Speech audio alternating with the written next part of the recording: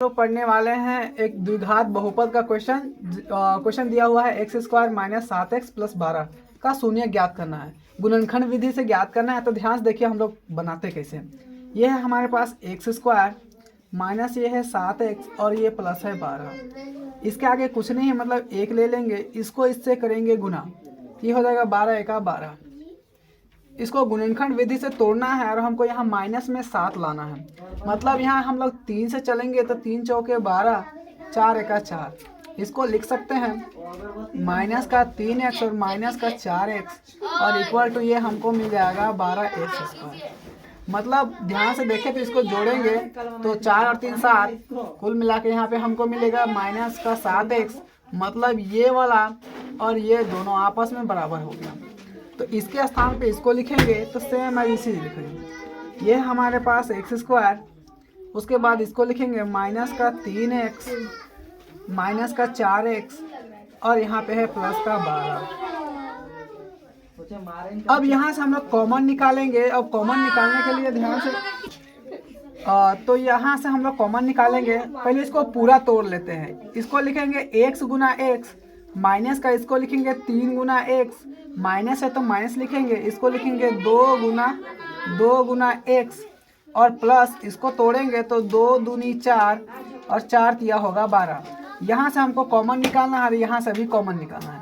तो ध्यान से देखिए यहाँ पे x कॉमन है तो पहले x निकाल देंगे तो यहाँ पे बचेगा x और ये माइनस का 3।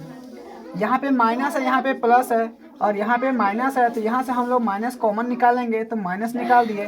उसके बाद में यहाँ पे 1 2 यहाँ पे भी है, यहाँ दूसरा 2 इसके पास भी है। कॉमन निकाल रहे हैं तो 4 निकल रहा है, बच रहा है यहाँ पे x, माइनस से मल्टीप्लाई कर दिया तो माइनस का बचा 3 और बराबर अब ले लेंगे 0। इसको बना देंगे 0। ये दोनों सेम आया, इसको लिखेंगे x माइनस का 3 और एक बार इसको लिख लेंगे x माइनस का 4 और बराबर लिख लेंगे 0।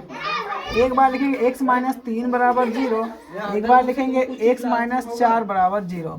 यहाँ से x बराबर करेंगे, ये माइनस में उधर जाएगा तो प्लस में आ जाएगा। ये x बराबर 3 आ गया और इसको लिखेंगे x बराबर 4, ये दूसरा आ गया। और लास्ट में लिखेंगे अतः x² - 7x + 12 का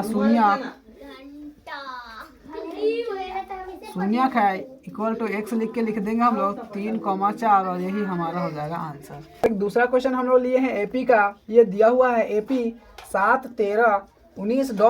205 में कितने पद है। मतलब हमको यहाँ पे पद निकालना है, पद जिसको हम लोग बोलते हैं n। ध्यान देखिए, इसको हम लोग बोलेंगे a बराबर ये 7 दिया हुआ है। उसके बाद में सार्वअंतर निकालते हैं तो सार्वअंतर जिसको हम लोग d कहते हैं और d बराबर फॉर्मूला होता है a2 माइनस का a1। a2 का मान है हमारे पास 13 माइनस a1 का मान है 7, तो 7 लिखेंगे और ये हमको मिलेगा 6। मतलब d का मान मिल गया हमको 6। ये a का मान है और ये d का मान है और ये दिया हुआ है हमारा an का मान। तो an बराबर दिया हुआ है 205। हमको निकालना n है तो यहाँ पे लिख देंगे n बराबर वाट। उसके बाद लिखेंगे अब an बराबर a plus n minus 1 into D. ये होता है हमारा फॉर्मूला। an का मान कितना है तो 205, तो यहाँ पे लिखेंगे 205। a का मान 7 है प्लस n का मान हम लोग नहीं जानते हैं -1 और d का मान जानते हैं 6। इसको उठा के इधर ले लाएंगे तो 205 माइनस का 7 होगा बराबर 6 को n से गुना करेंगे तो 6n और माइनस 6 को 1 से गुना करेंगे तो 6 केवल होगा। इसको भी उठा के इधर ले लाएंगे, उससे पहले यहाँ घटा लेंगे तो यहाँ पे बचेगा 198 और ये इधर आ जाएगा तो प्लस में 6 हो जाएगा बराबर इधर 6n। जोड़ेंगे तो 6 और 8 14 के 4 हाथ में 19 और 1 हो जाएगा 20 और बराबर 6n।